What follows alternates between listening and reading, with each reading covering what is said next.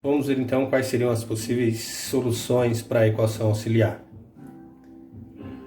Temos AR ao quadrado mais BR mais C igual a zero. Bom, eu quero encontrar os valores de R para que essa equação seja verdadeira. Então a gente vai ter que R igual a menos B, mais ou menos raiz de B quadrado menos 4AC sobre 2A. Essa é a solução para a equação do segundo grau. Bom, com isso, o que pode acontecer com os valores de R? Eu posso ter dois valores reais distintos, se o delta aqui, se o b quadrado menos 4ac for positivo. Eu posso ter dois valores iguais para R, ou seja, duas raízes reais repetidas, se o delta for igual a zero. E eu posso ter duas raízes complexas, se o delta for negativo. Então a gente vai analisar cada caso. Resolvendo. Então, se eu resolver AR ao quadrado mais BR mais C igual a zero, né, a gente vai chegar aqui R, a gente está na busca do R.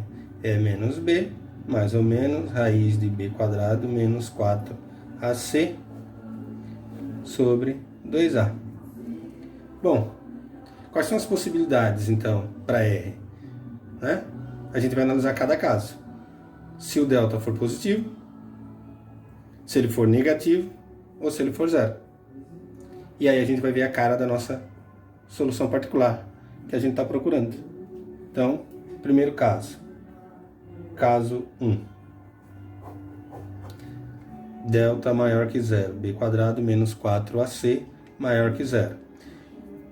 Para esse caso aqui, então, a gente tem duas raízes reais e distintas. Bom, com essas duas raízes reais e distintas, né? Então, vamos supor que essas raízes sejam R1 e R2. Então, temos duas soluções. Uma solução vai ser y1 igual a e na R1x, já que a nossa solução a gente supôs que era e na Rx, e y2 igual a e na R2x. Bom, o que acontece? A gente viu do teorema anterior que se eu conheço duas soluções para a minha equação diferencial de segunda ordem, a solução geral é y igual a C1 e na R1x mais C2, a combinação linear das duas, né? E na R2x. Fica fácil de observar que e na R1x, y1 igual a e na R1x e y2 igual a e na R2x são linearmente independentes, são LI.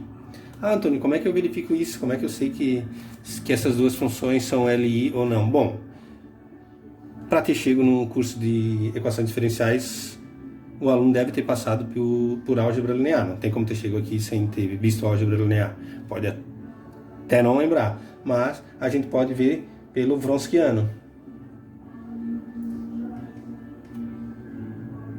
O Wronskiano diz o seguinte: o Wronskiano de duas funções y1 e y2 é um determinante de ordem 2, onde a primeira linha é dada pelas funções e a segunda linha pela derivada primeira dessas funções. Então, se o Wronskiano... Então, isso aqui é só relembrando, né? Se o Wronskiano for diferente de zero, o conjunto y1 e y2 é LI. Bom, então vamos ver aí para esse caso, um caso específico.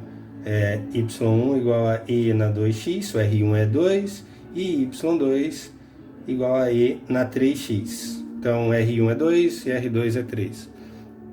que a gente quer ver, será que esses dois caras são LI? Porque para formar a solução geral, as duas funções devem ser LI. Então vamos calcular o Wronskiano. E na 2x, E na 3x, 2E na 2x e 3E na 3x. Se eu fizer determinante, vai dar 3E na 5x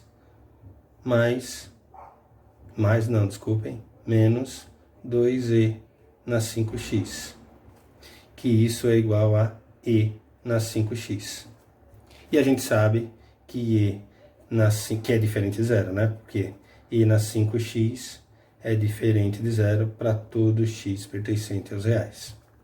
Então, de fato, se R1 for diferente de R2, ou seja, né, os coeficientes aqui do x são diferentes, E na 2x, E na 3x, formam um conjunto LI. Eu não preciso fazer isso para verificar se a minha solução aqui, né, é uma solução geral, ou seja, se esses dois caras são LI ou não. Se R1 e R2 são distintos, automaticamente formam um conjunto LI. Não preciso fazer o Wronskiano para verificar se forma um conjunto LI. Bom, vamos ver agora o segundo caso. Então, o caso 1, só relembrando aqui, o caso 1 é delta maior que zero, encontro duas funções, a solução geral é a combinação linear das duas. O segundo caso, que é o caso 2, b² menos 4ac igual a zero. Ou seja, duas raízes reais repetidas. A solução daquela equação do segundo grau tem duas raízes reais repetidas. Bom, o que pode acontecer com esse caso?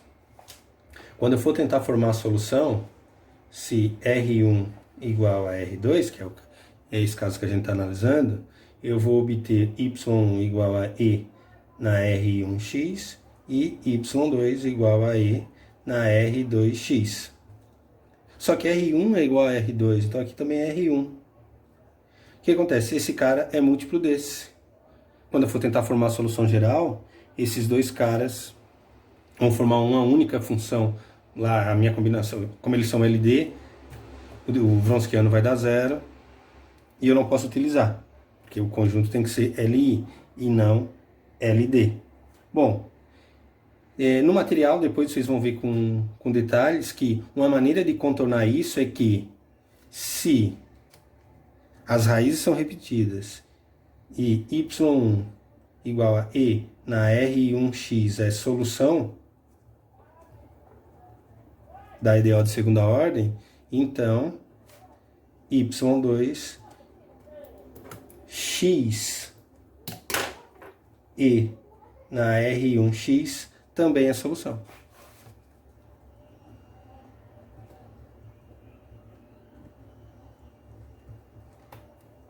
Tá? Dá para mostrar isso. Se eu pegar essas duas funções e jogar na equação diferencial, vai dar igual a zero. Ou seja, essa função é a solução da equação diferencial e essa daqui também é. Quando a função tem delta igual a zero. Só vale para esse caso. Bom, então, a solução geral nesse caso vai ser y igual a C1 e na R1x mais C2x e na R2x. Portanto, quando a equação, a gente chama essa equação de equação auxiliar, a gente vai nomear elas daqui a pouco, depois ver o terceiro caso, que se as raízes são repetidas, basta pegar a primeira solução, que vai ser a única que eu tenho, e multiplicar por x. Isso aqui vai continuar sendo solução, essa função, e esse conjunto é LI. Basta jogar no Wronskiano, que é fácil verificar que isso aqui forma um conjunto LI. E se eu jogar essas duas funções na equação diferencial, elas também satisfazem a equação diferencial. Então observem que a gente está chegando em fórmulas para encontrar a equação diferencial, a solução da equação diferencial. basta encontrar as raízes da equação auxiliar, que a gente já vai dar nome daqui a pouco, e jogar nessas fórmulas aqui. Não é como nas equações lineares de primeira ordem, que eu teria que resolver por métodos distintos. Não, é sempre o mesmo método. Então agora a gente vai para o caso 3, e no caso 3 é quando o delta é menor que zero, ou seja, quando aparece uma raiz complexa. Duas raízes complexas no caso, a gente vai ver que tem como contornar.